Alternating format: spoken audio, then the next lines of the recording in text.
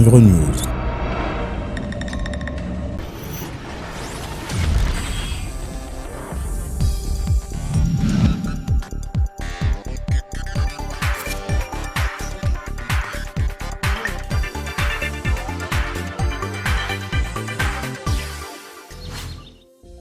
Depuis le premier sommet sur le développement durable en 1972 à Stockholm, les questions environnementales ont pris une place croissante dans l'agenda international.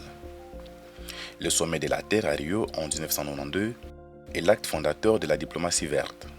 Chaque année, depuis 1995, la conférence des parties sur le changement climatique COP rassemble tous les États parties à la Convention cadre des Nations Unies sur le changement climatique afin de lutter contre les effets néfastes de ce dernier.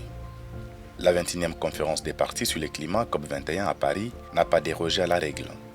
C'est un jour historique que nous vivons. La France accueille 150 chefs d'État et de gouvernement, des milliers de délégués venus de tous les continents.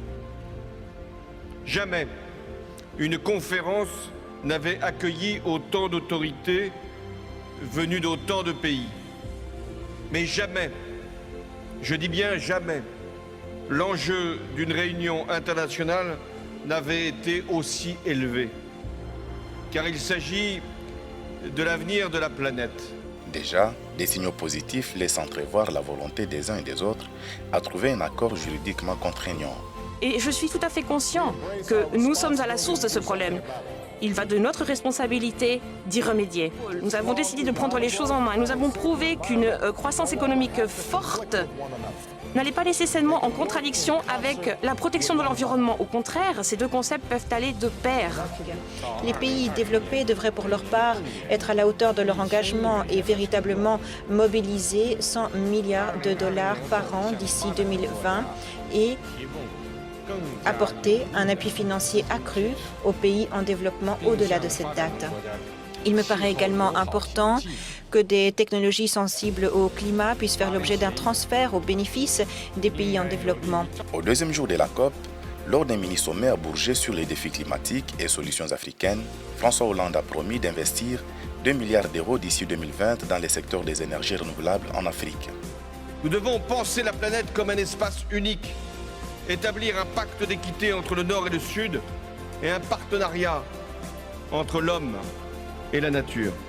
Paris 2015 devrait en principe aboutir à un accord universel contraignant pour limiter à 2 degrés le réchauffement climatique. Malgré la volonté affichée par les dirigeants du monde, cet accord serait loin de faire l'unanimité. Aux États-Unis, la majorité des républicains du Congrès vote contre le plan climat de Barack Obama qui prévoit une réduction de 30% des émissions de gaz à effet de serre d'ici 2030. Qu'à cela ne tienne, les espoirs sont permis pour un accord qui sauvera notre planète.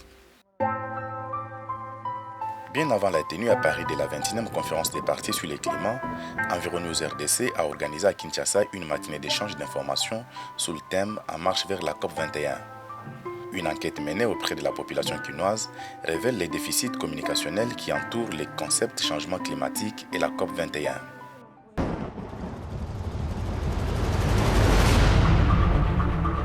D'après vous, qu'est-ce que le changement climatique? C'est plus le changement du climat par rapport à avant, par rapport à, mettons, il y a 50 ans. Les changements climatiques, ça dit quand on a le temps, parce qu'on a des saisons. Nous savons il y a les saisons de la pluie ainsi que les saisons de la sécheresse. Bon, les changements climatiques, ce sont les différents bouleversements ou changements que nous observons par rapport au climat. C'est un problème de la nature. Suite à la pollution, on sent qu'il y a toujours le changement climatique. Au moment où nous sommes en saison sèche.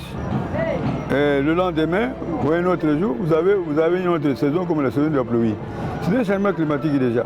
Le changement climatique veut dire, par exemple, les effets qui viennent du changement climat, qui veut changer un climat. Le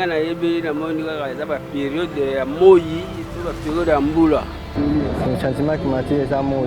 Et le changement, quand vous parlez de changement, c'est que vous allez dans le climat, vous passez dans le climat. En tout cas, le changement climatique n'a pas dit que vous avez 2 saisons. Vous avez une saison sèche, vous avez une saison de pluie. concept COP21 vous dit quelque chose? Oui, ce concept-là, c'est un concept lié justement à cette conférence-là qui va avoir lieu à Paris par rapport au climat. COP21. COP21, bon, en tout cas de ma part, non, Nayoka, côté Bazoloba, COP21. COP21. Ça serait difficile pour moi puisque Nayoka est en côté. COP21. Ah non, là, je ne sais pas. COP21. Non. Non. COP21. Non, je ne connais pas. Pour apporter sa pierre à l'édifice, Environews, en partenariat avec la Banque mondiale, a voulu à travers cette activité sensibiliser les publics sur les enjeux et les attentes du pays à cette rencontre historique. Le changement climatique qui affecte notre planète ne fait l'ombre d'aucun doute et nécessite l'implication de tous. Notre organisation, qui vous accueille en séjour, ne cesse de multiplier les efforts pour faire large écho des différents messages et décisions émanant du secteur public et privé relatifs à la conservation de l'environnement.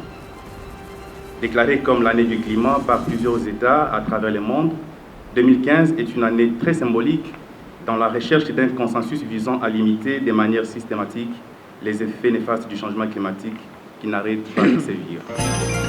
Représenté à cette matinée par son directeur des cabinets adjoints, le ministère de l'Environnement, Conservation de la Nature et Développement durable a relevé les engagements de la RDC, traduits à travers sa contribution prévue déterminée au niveau national. Avant toute chose, je voudrais, au nom de son Excellence, Monsieur le ministre de l'Environnement, Conservation de la Nature et Développement durable, présenter mes remerciements à vous tous ici présents pour avoir répondu nombreux à l'invitation lancée à cette fin par Environews. Comme vous le savez, à ce jour, la RDC a présenté sa contribution prévue déterminée au niveau national, en résumé CPDN, qui prévoit 17% de réduction des émissions de gaz à effet de serre, avec des besoins en financement s'élevant à 21,622 milliards de dollars américains, dont 12,54 milliards pour la mise en œuvre des initiatives d'atténuation annoncées et 9,08 milliards destinés aux mesures d'adaptation. Par la même occasion, l'assistance s'est imprégnée des résolutions issues de l'après-COP à laquelle la RDC avait activement pris part quelques jours avant la COP 21. En ce qui concerne la question de financement après 2020, des signaux positifs ont été perçus pour de nouvelles annonces financières lors de la conférence de Paris pour atteindre l'objectif de 100 milliards de dollars par an. Et l'idée qu'à côté des pays développés, les pays en développement, en mesure de le faire, soient encouragés à contribuer au financement climat est de plus en plus acceptée. Concernant l'ambition pré-2020, les ministres ont discuté de plusieurs points comme l'idée de faire le point en 2017 ou 2018 sur la mise en œuvre de l'ensemble des engagements pré-2020. Malgré les attentats des tristes mémoires qui ont frappé Paris en son cœur, la République française est déterminée à écrire une nouvelle page de l'histoire de notre planète. Paris accueille actuellement plus de 30 000 délégués des pays membres, dont 3 000 journalistes du monde entier qui doivent relayer cet événement. C'était bien visé la COP21 aussi, c'est dire vos histoires de climat, là, vos histoires de développement, de consommation, etc. On n'en veut pas, nous. Nous, on veut un État qui fait la guerre aux autres et qui veut imposer à travers le monde, non pas une religion, il ne faut pas se masquer, mais qui veut imposer à travers le monde un mode de consommation, un mode de développement. Et c'est ça qui était visé. Pour la COP21, les personnels de sécurité visibles et non visibles ont été multipliés par 2. C'est des dizaines de milliers de personnes qui sont impliquées pour assurer la sécurité, pour que le monde puisse s'engager. Pour arriver à un accord qui sera à la fois inclusif et opposable à tous, plusieurs thématiques seront abordées lors des travaux en commission. Notre COP dite 21, elle a quelque chose de spécial, moi je trouve, c'est qu'elle réunit tout le monde et qu'il y a l'adaptation au changement climatique, mais il y a aussi l'adaptation du monde à cette nouvelle guerre déclarée par les barbares. Et ça, je crois que ça va être aussi au rendez-vous des discussions en marge de la question de comment mieux consommer, comment faire de l'énergie moins polluante, etc.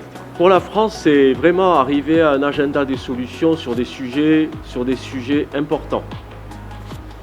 Les sujets importants, c'est, là je crois qu'Environews connaît bien le sujet, vous le connaissez bien au Congo, avec le réseau hydrographique que vous avez, c'est le développement des énergies renouvelables, et puis ce qu'on appelle l'efficacité énergétique, mais ça veut dire qu'en termes d'énergie, c'est magnifique ici. Cette séance d'information a connu la participation d'un public soucieux de savoir plus sur les négociations à la COP, les préparatifs de celle-ci, ainsi que sur la mission d'Environews RDC. Quand vous demandez est-ce que la voix de la RDC sera entendue, oui.